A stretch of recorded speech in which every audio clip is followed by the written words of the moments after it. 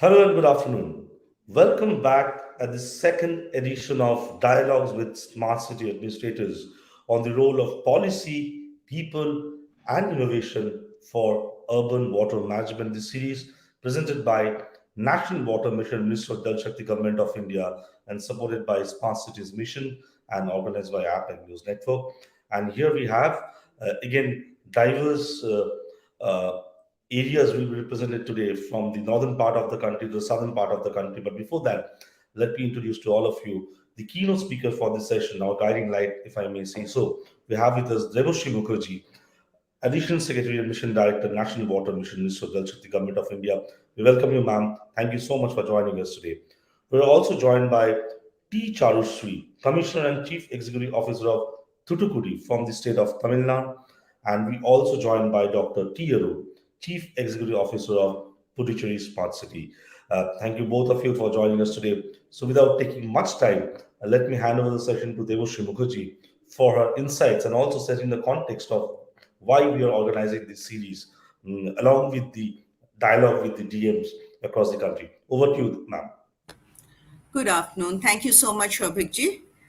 A very warm welcome to my two young colleagues who are here with us today, and I hope we shall be soon joined by the CEO of the Smart City of Srinagar. It's a great pleasure to have the urban administrators with us. I think most of you know what the National Water Mission does. The National Water Mission's one of our major goals is to improve water management in the country to increase water security. And water security, again, is critical because water insecurity or scarcity of water hurts the most vulnerable first. We all understand that as administrators. The National Water Mission works in multiple ways, but one of the things that we are right now working also, I think all of you are part of it, we're also working on the Jal Shakti Abhiyan, Catch the Rain campaign, which is about being ready for the rains to sort of ensure that as much of the rain as we receive can get conserved, can be used to recharge our water bodies as well as our groundwater reserves. But one of the major things that we do is to increase awareness about water. As the Prime Minister keeps saying, water is everybody's business. Government cannot do it alone, civil society cannot do it alone, citizens cannot do it alone. We all have to come together to improve water management and to ensure equitable access to water. Now, that said, what the dialogues with administrators, because we started off with dialogues with district magistrates, and then we realized that we were missing out a very important segment, which are our city administrators. So we've started with the CEOs of the smart cities, and we will move forward with other municipal commissioners. But the dialogues with the administrators is one way of seeing how water management is being actually implemented on the ground. When I was at your stage in life in the administrative service, when I was working in a municipal government, water management was not as as critical as I think, and not as strongly embedded in our consciousness that I hope is becoming today. So, but with the challenges of climate change and with the challenges of urban administration, and I will just mention a few, and then I would like to hear from you. Challenges of municipal administration. I think water is becoming more and more an area that needs to work upon. If your city has to be competitive, it has to ensure it is a city that looks after the poorest and the most deprived. If it's a compassionate city, if it is a competitive city, then water has to be center stage. So as I go forward, I'll just flag a few issues, and I shall be really interested in what you have to say, because your experiences, your work actually informs a lot of the understanding of the policy action that we take going forward. And therefore, these dialogues with the administrators that we have, we're also sharing it with the academy, and we are also looking at it as a means of training the other civil servants. So just flag a few urban issues. All of you must be grappling with this already, but it would be interesting if if in your presentations you could touch upon some of these. Um, in many cases, water and wastewater management in urban areas is more complex than rural areas, and I don't know if in your cities you're already dealing with issues of urban flooding. So how do you manage urban flooding through effective water management in your city? There have been examples. Last, I think, 15 days ago, Vadodara made a very interesting on how they are how they're ensuring that areas that are waterlogged, you have specific recharge points there, so that water recharge happens and therefore waterlogging is reduced. Maybe not eliminated, but reduced. The second issue is that in urban planning and administration, they need to connect your green blue infrastructure. Not just important for having a livable city, but also important in the context of climate change. As cities warm, and with climate change, the green blue infrastructure planning and connecting your green blue infrastructure will become very, very important. And I hope this is something that is already happening. The third area that is also of interest is the water energy nexus, particularly in cities. How much are you pumping? Where is your water coming from? Do people know where your water is coming from? So this is about involving citizens in understanding water issues. So as we say, water is everybody's business. How can you bring the urban, communities to, how can you get them to have a stake in water management? Because again, in cities frequently we see groundwater and wastewater can be invisible. Once I use the groundwater, I don't care where it comes from. Once the water is out of my, once I've used it, I don't care where it goes. So those areas of work, again, will be very interesting in our discussions. So I will stop here and I look forward to hear from all of you. Thank you. Thank you so much, Devoshi Mukherjee, ma'am, for sharing your thoughts with us and also with the officers who are representing cities of the country. And what is the motto behind organizing this series? One is that, as you said, that how the water management is being undertaken on the ground by the municipal corporations. A very important part you have talked about the Green Blue Connect. It's not only about building resilient and livable cities, but also how adequate measures have been taken to counter the threats of climate change, and also water energy nexus. Are we sensitizing the citizens or creating awareness within them, that from where the water is coming and whatever water we are using, where it is going, are we reusing it, what kind of measures are there? And I'm sure that the officers who are present here will be touching base upon all those lines. So, without taking much time, let me invite T. Charushri, Commissioner and Chief Executive Officer of Thoothukudi from the state of Tamil Nadu. Over to you, ma'am. Thank you, sir. I'll just share my screen in a second.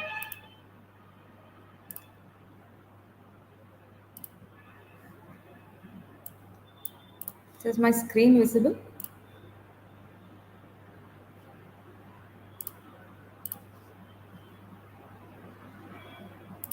Is my screen visible, sir? Yes, yes, ma'am. Can you put it on full screen? Yeah. Yes, Charishri, it's visible. Yes, ma'am. Thank you, ma'am, for that introduction. I think most of the topics that we're going to touch in this presentation has already been briefed by you. So, taking through the issues of that we face in the Thoothukudi City Municipal Corporation. So, Thoothukudi is a developing industrial port city that's nested in the southern parts of Tamil Nadu, and we are approximately 5 lakhs in population currently, and we receive most of our rainfall during the northeast monsoons between October to December. And and not just in these 3 months also, the rain comes down, the downpour is in a couple of days.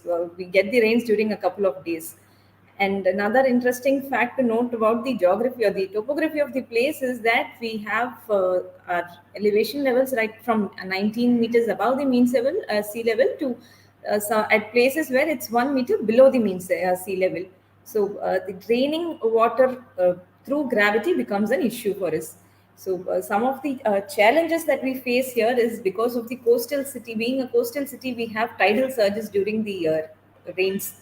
So because of that, we our disposal points get choked up and the water does not drain efficiently. And because, as I mentioned about the elevation, so we cannot. There are places where it is not geographically possible to drain the water based on gravity. And we have a lot of added areas which got added to the corporation way back in 2008, and those did not have a proper master plan or planning in terms of urbanization. So there was a sporadic urbanization, and those added areas don't have proper drain networks. And disposal from those areas into the existing core town becomes a challenge. So as you can see, these are some of the photos from 2015 floods. So this was the year when the entire state of Tamil Nadu had heavy rains, and floods were seen everywhere, right from Chennai down south to Thuthukudi and Kanyakumari. And this is the point of time where we realized that we are also prone to floods, because otherwise Thuthukudi is a city which receives quite scarce rainfall. Though water supply is not a problem because we are dependent on the Tamarabarni River, which is perennial, and our water sources are abundant. But during rains, we face such issues. So during 2015, the city was inundated for a couple of weeks, and a lot of pumping out of water had to be done to even reduce the water levels to a couple of feet. And these are pictures of the recent floods which happened in 2021 in the month of December. And when CM had also come down to inspect the flood affected areas. And similarly, we had to bring in a lot of motors, and it was all pumped out. The water was pumped out to remove the stagnation. So the 2015 floods was the point that when we realized that we have to start taking up a very comprehensive approach to our entire stormwater drain networks. Till now, it was thought in terms of small phases where we used to do drain constructions. But 2015, the main cause of floods was water that came into the city from the outer catchment areas, which we had not anticipated. So flooding was by and large because of water which came from the tanks, the system tanks that were abetting the city. So we had to find a solution to stop the water from coming into the city, and then another solution for draining the water that that the rain that occurs within the city itself. So we took up a comprehensive watershed mapping exercise, and then followed by the construction of stormwater drains using various external funded projects, and then water body rejuvenation. We have a STP functional now and a UGD linkages for sewage management, and we've taken up afforestation activities. So, going into the details of this, so this is how the watershed mapping was done. And based on the watershed mapping, we were able to arrive at 4 phases of integrated stormwater drainage network, so that the entire city is covered and we'll be able to efficiently drain out the water. And once this mapping was done, then we had to start implementing what is on theory or on paper into the field. So luckily, phase one, we were able to get the World Bank funding. So whatever water we were receiving from the outer catchment areas, we were able to construct these drains last year. So it's around 96 crore project, and the water from the outer catchment areas were efficiently drained. So now we are the problem that we have to deal with is only the rain that falls within the city.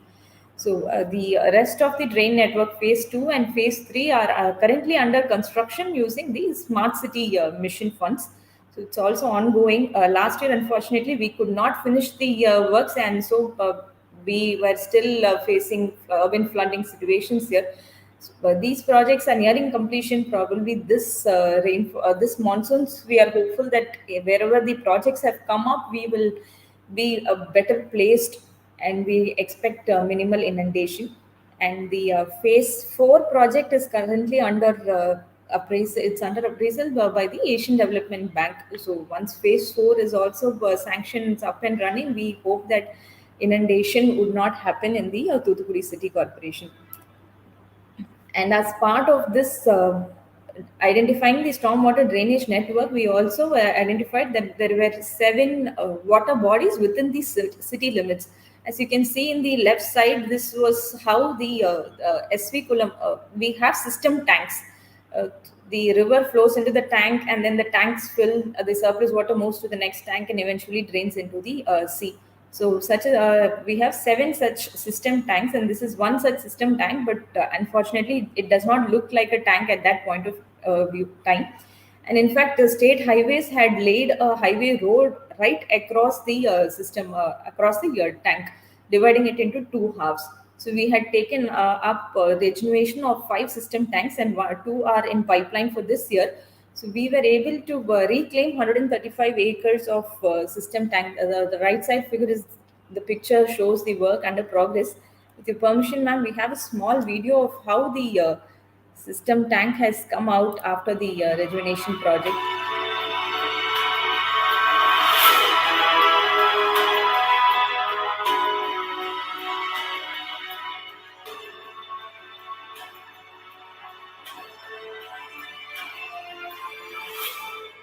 இப்போ வந்து இந்த கம்மா போட்ட பிறகு மழை பெஞ்சா எங்களுக்கு பயம் கிடையாது. போர் போட்டாலும் தண்ணி சீக்கிரமா கிடைச்சிருது. ஆனா இந்த கம்மா வந்து எங்களுக்கு நல்லா யூஸா இருக்குது. ரொம்ப சந்தோஷம். So, because of the rejuvenation project, we were able to capture the rainfall, most of it which goes drains into the city. We were able to store them. The groundwater level has also improved because of being a coastal city. We have a lot of seawater incursion, so the quality of groundwater is also improved in these areas wherever we have come up with these rejuvenation projects. And the other point that we had to address was a dedicated UGD underground drainage network and a functional sewage treatment plant. So, being flooded every year for around 2-3 months during the monsoons, the sewage problem becomes an issue here. The groundwater and the rainwater and the sewage water gets mixed up, and which causes a lot of health hazards and problems to the local citizens as well. So, the UGD network was under construction for quite some time here, and finally the STP, the sewage treatment plant, became functional in 2022 Jan. This year Jan, we were able to bring it to use. So now we have a dedicated UGD network which caters to close to 45% of the corporation limits. For the rest of the area, it is under development using the smart city mission. So it's a 2-year project. So at the end of the 2-year timeline, we expect that the entire city will be linked by a UGD network, and in future rains, this problem of sewage water, rainwater mixing up and causing a health hazard to the citizens would be solved. And in terms of air quality, like ma'am had addressed the regarding the green-blue linkages, we are one of the cities in Tamil Nadu which has the highest levels of air pollution because of the industrial growth here as well. So we are one of the non-attainment cities in terms of the ambient air quality index. So we have taken up to combat that. We have taken up afforestation drives within this city. So in all park sites or OSR sites, we make it a point that we provide a dedicated green belt to an extent in that area. So the last year, 2021-22, we were able to plant 30,000 trees. And during this year's World Environment Day, we planted another 4,000 trees. So we make it a point to find an occasion to plant trees, and on every occasion we plant trees in the city. So because of the, to sum up whatever we have been doing, because of the stormwater drainage network that has come up, wherever we had implemented it, we were able to reduce the inundation, the water stagnation to nil levels, or at least to the reduced levels. And the flood situation, because of this, we were able to, in all those, we were able to concentrate our efforts into those areas, pockets which were only inundated. So we were able to remove water within a span of 10 days. Otherwise, the flooding goes on for weeks together here. And we were able to rejuvenate a system pond which can hold water, which had a water capacity of 67 MCFT, and it's 135 acres of government land reclaimed. And because of the STP coming up and the UGD being linked to it, we were 25 watts of the corporation is covered by the UGD network, and we hope that we will be able to cover the rest of the corporation also in 2 years' time. And the afforestation drive we are taking up in a big way. So probably we will move out of the non-attainment city tag in a couple of years' time.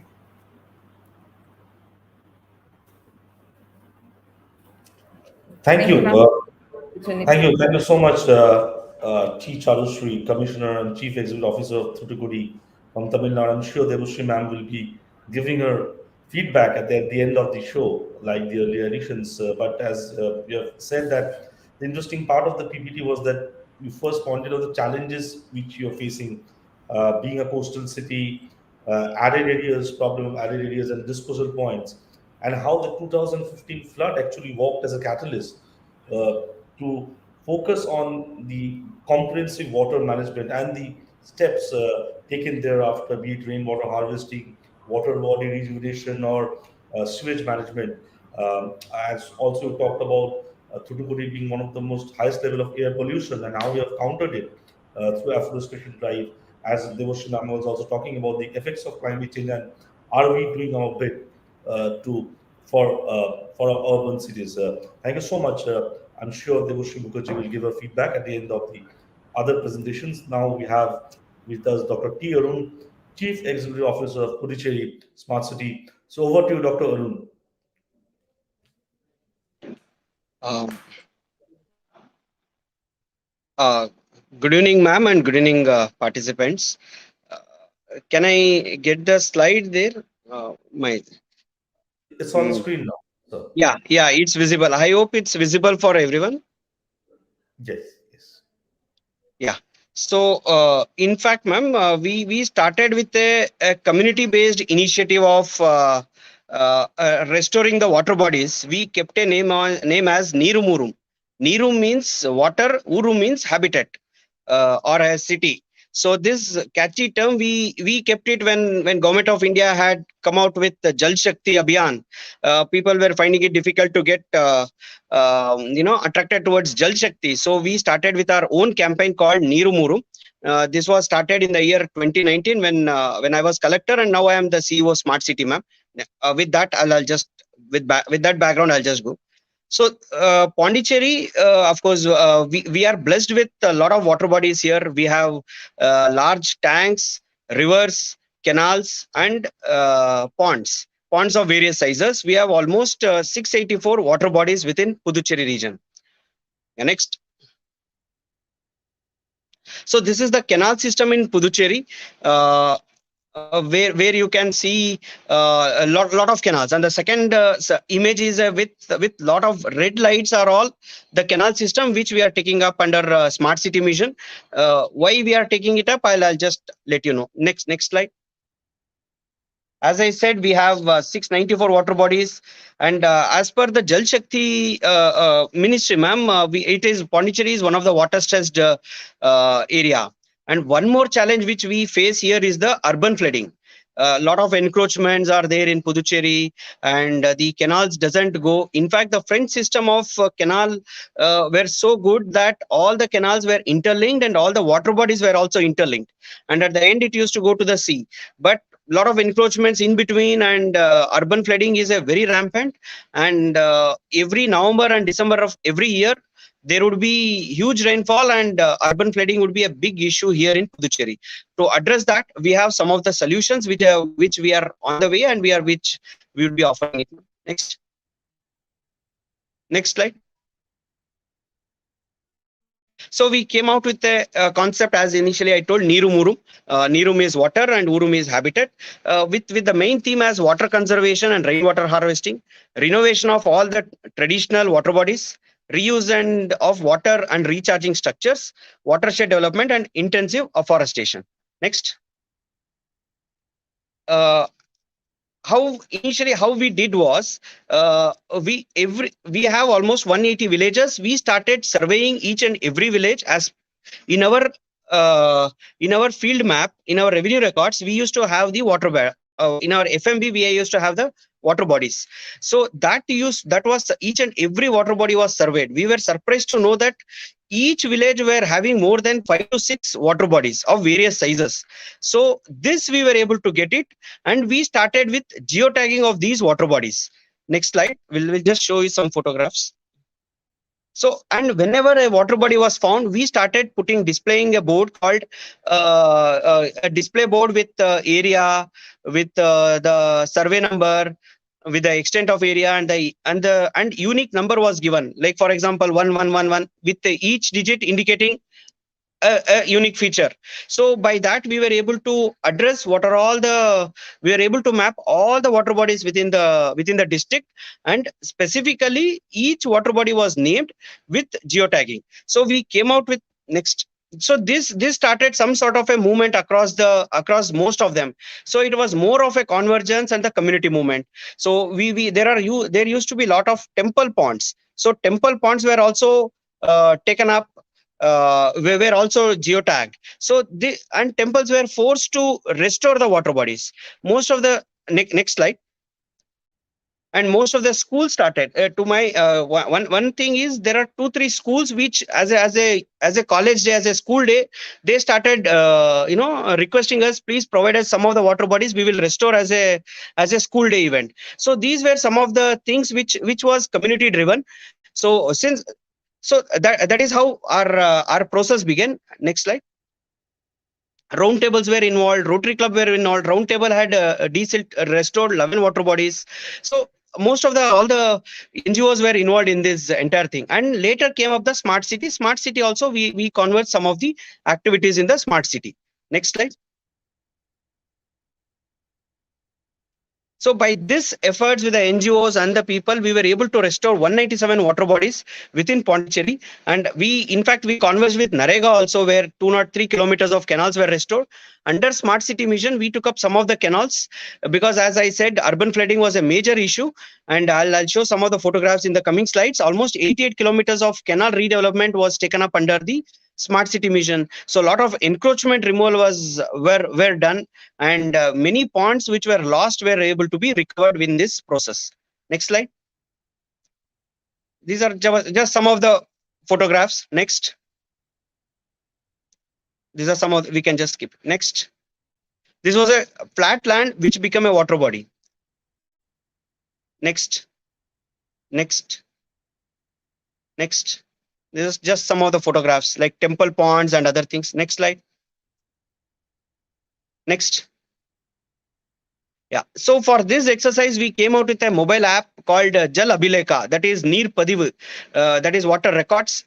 So we started with the inventory. As in the beginning, I told you, like all the water bodies were surveyed and all. It was we started creating inventory at village level, taluka level, and at the district level. So geotagging was done, and even people were able to come up with the water bodies. They can just download from the app, and also they can even donate for pond, donate for restoring any water bodies. Was also part of this movement with the help of this app. And the app was made in all the 4 languages here. Next. So the outcome of this entire initiative was, as per the Central Groundwater Authority, there were a rise in 15 feet when compared to the previous years. So that was very evident. And this is just a photograph so how a flat land has become a water body at the end of it. And it was more of a community movement. And to ensure the sustainability of this event, this entire initiative, we started creating more bunds, some sort of a open gym, some walkway around these water bodies. That was also taken up as this. Next. And with the help, as told in the with Convergence with the smart city, almost 88 kilometers of canals were restored so that urban flooding could be addressed. And we have a very recent evidence where there was no in the coming photographs. I'll just show you there were no water stagnation in a very prominent location in Puducherry. Next. So this was the canal development which was taken up under Smart City Mission. Next. this is a typical, this is one of the water body which lies within the ABD area. This was used more for dumping ground, for using some sort of a dumping and other sort of encroaching and like dumping the old vehicles. Lorries used to stand. This was a water body when we examined at the village level. So the entire extent was almost 4 hectares. Next. This is called Dobigana Pond. So this was immediately we were able to restore the entire water body within a span of 2 to 3 weeks. Next photo.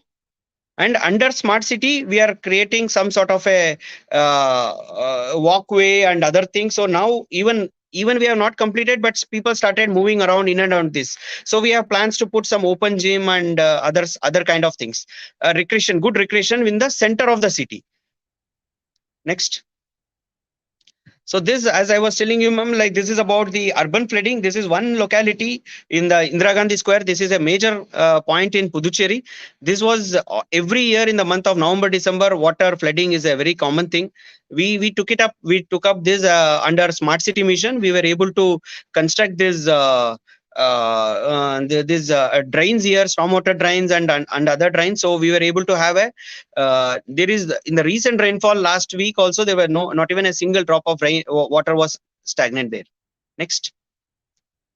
So to address this under smart city, we have taken up the entire canal was mapped, and all these canals we are trying to, all these red lines are all the canals. So this we are trying to come up with a intensive phase of linking these canals and restoring the canals, also removing encroachment canals. All the canals would be connected, and in this we can ensure the urban flooding doesn't happen within Puducherry. Next. Yes. Thank you, ma'am. That's it. That's it from Puducherry. Thank you. Thank you so much, Dr. T. Arun, for sharing with us some of the interesting and innovative initiatives being undertaken in your region. Nirum Urum, water habitat, as ma'am was also speaking in the beginning, the importance of community participation, community movement that has been done in Puducherry. I know Debashri Mukherjee always talks about key surveying and identifying water bodies and geotagging. Here we can see the live example of that has been happening, and also how the convergence has happened with the smart city mission projects. If I'm not wrong, if I remember the concept note of smart city mission, the very first page says that the beauty of the smart city mission will be lying on the convergence of various schemes, and I think that has been again implemented in Puducherry. Thank you so much. So, without taking much time, let's have the expert opinion on this. Let's have the feedback from Debashri Mukherjee, ma'am. Over to you, ma'am. Thank you, Shobhikji. Fascinating. It was great listening to both of you, and particularly today. It's a bit of a coincidence that both the cities that we are speaking to, that we're hearing from, are coastal cities. And coastal water management, particularly in the context of, again, climate change, is something that we haven't paid that much attention to. I mean, as we go forward, I see there are two big areas where even in terms of our water management approaches, there are gaps in, coastal area, our approaches to coastal areas, and also in our approaches to glaciers. That's another big gap area. But we're trying to address that. But interesting that both the cities are coastal cities, and urban flooding is a major issue here. Charusri, and both, I think what I liked about both your presentations, because I'll come to individual bits later, is that there was a coherence of approach, planning, scientific planning, actually looking at, what are the causes, then going forward, doing the mapping, ensuring that you have your water assets mapped, and then taking action to try and restore the water assets and improve water management.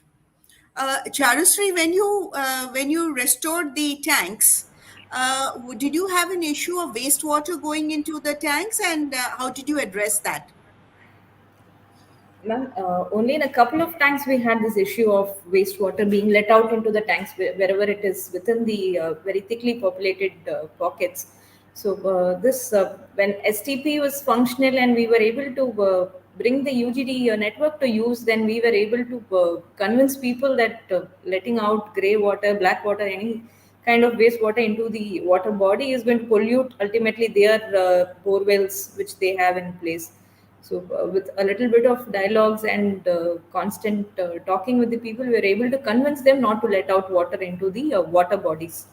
So So are for you now, monitoring the water quality of the tank water regularly?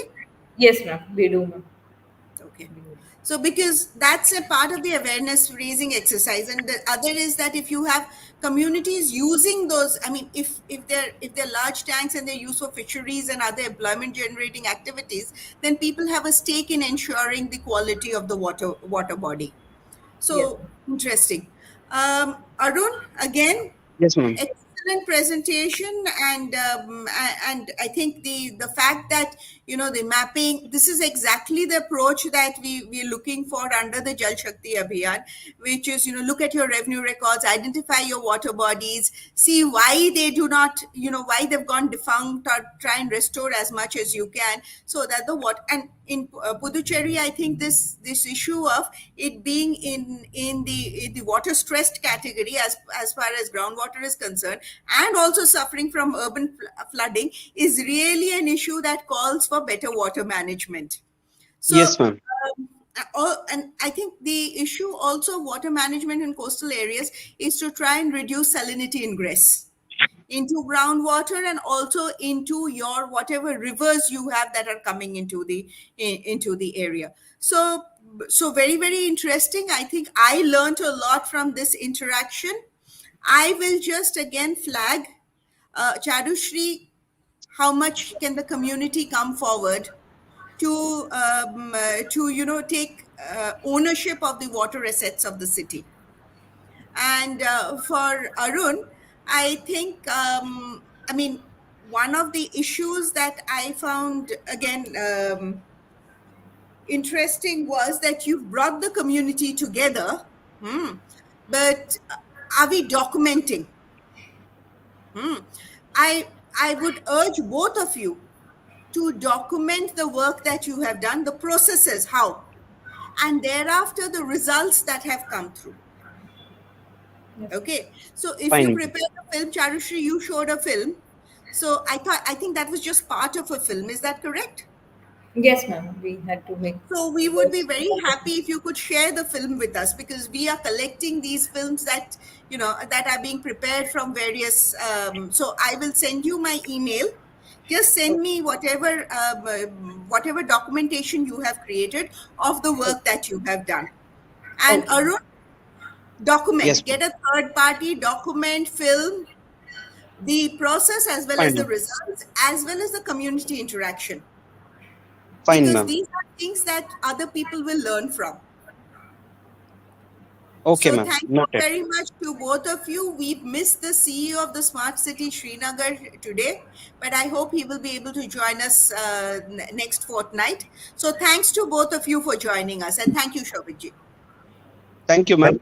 thank you so much, Thank. ma'am. It has been a learning experience for all of us for last 40 minutes or so, getting so many kinds of information and upgrading ourselves to the kind of work happening on the ground in these cities for urban water management. With this, we end this session here, and we invite you, all of you, to join us for the next edition of Dialogues with DMs, if I'm not mistaken, on 2nd July 2022. Do join us for that. And I would also like to inform all our esteemed speakers and guests that today many people have joined, and I can see a lot of comments are coming in Facebook also. Especially, Ma'am Devoshri, ma'am, we have joined by a group of school students from Kolkata who are doing exemplary work in terms of water conservation, and they have joined today to participate, to listen, and to learn. So I just thought to share this information with you as well. Thank you so much. So Take if care. there Goodbye. are any interesting queries that Yes, are ma'am. directed to either of our participants, please share those queries with them, queries or feedback with them as well as with us, so that if there are any responses that we can make to those who have joined us, then we can get those responses from our participants. Right, ma'am. Sure, sure. We'll do it from next time. Sure, ma'am. With this, we end this session here.